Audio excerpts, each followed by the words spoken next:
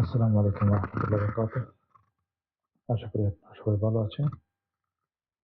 আপনারা অনেকেই জানেন যে আমেরিকা, ইউকে এবং কানাডাতে সব ধরনের অ্যাজাইলাম বন্ধ করে রেখেছে। শুধুমাত্র D1 ক্যাটাগরিতে প্রেসিডেন্টের আবেদন খোলা আছে। স্টুডেন্ট বিষয়েও রেসিডেন্ট কার্ডের জন্য আবেদন করা বন্ধ। এমনকি স্টুডেন্ট বিষয়ে গিয়ে ফ্যামিলি নিয়ে আসার যে প্রসেস ওইটাও বন্ধ করে রেখেছে। ট্যুরিস্ট বিষয়েও গিয়ে রেসিডেন্ট কার্ডের জন্য আবেদন করাটা বন্ধ করে রেখেছে। ইউরোপেও জানেন যারা নরওয়ে, সুইডেন, ফিনল্যান্ডে স্টুডেন্ট বিষয় এসেছেন, তারা জানেন যে স্টুডেন্ট বিষয় গিয়ে স্টাডি শেষ করার পরে যে অল্প একটা সময় দেয় একটা জব ম্যানেজ করার জন্য, তো অনেকে জব ম্যানেজ করতে না পারার কারণে ওইখান থেকে স্পেন বা পর্তুগালে গিয়ে রেসিডেন্টের জন্য আবেদন করতে হয়।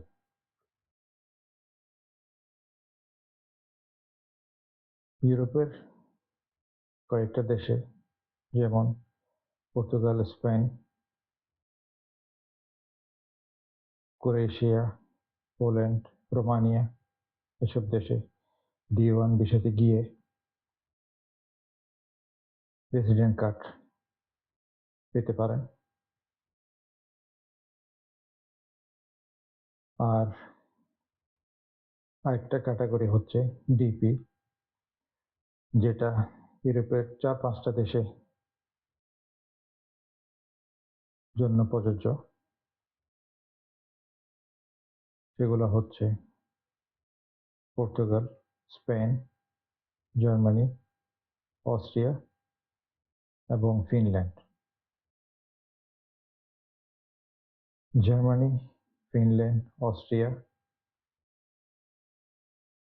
এই 3টা দেশে ডিপি ক্যাটাগরিতে আপনাকে স্কিল ওয়ার্কার হতে হবে। যেমন ধরেন ইঞ্জিনিয়ার, ডক্টর বা হাই প্রোফাইলে যারা আছে, এবং অবশ্যই ওই দেশের ভাষা বা ল্যাঙ্গুয়েজ সার্টিফিকেট থাকতে হবে। বর্তমানে আপনারা জানেন যে গত 4 জুন 2024 থেকে পর্তুগালের সব ধরনের লিগ্যাল হওয়ার প্রসেস বা অ্যাসাইলাম বন্ধ করে দিয়েছে। এরপর পরেই কিন্তু ইউরোপের আরেকটা দেশ স্পেন তাদের যে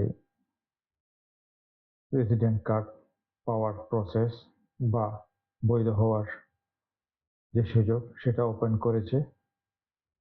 কিন্তু সেক্ষেত্রে আপনাকে ওইখানে 2 বছর থাকতে হবে এবং সাথে কিছু ডকুমেন্টস শো করতে হবে। যেমন আপনি যে বাসায় থাকতেছেন ওই বাসায় রেজিস্ট্রেশন বা আপনার নামে কাগজপত্র এবং একটা চাকরির চুক্তিপত্র বা জব কন্ট্রাক্ট। তো এই বিষয়ে যদি কারো কোনো প্রশ্ন থাকে তাহলে কমেন্ট করতে পারেন, চেষ্টা করব প্রশ্নের উত্তর দেওয়ার জন্য। ভালো থাকবেন, সুস্থ থাকবেন, ধন্যবাদ।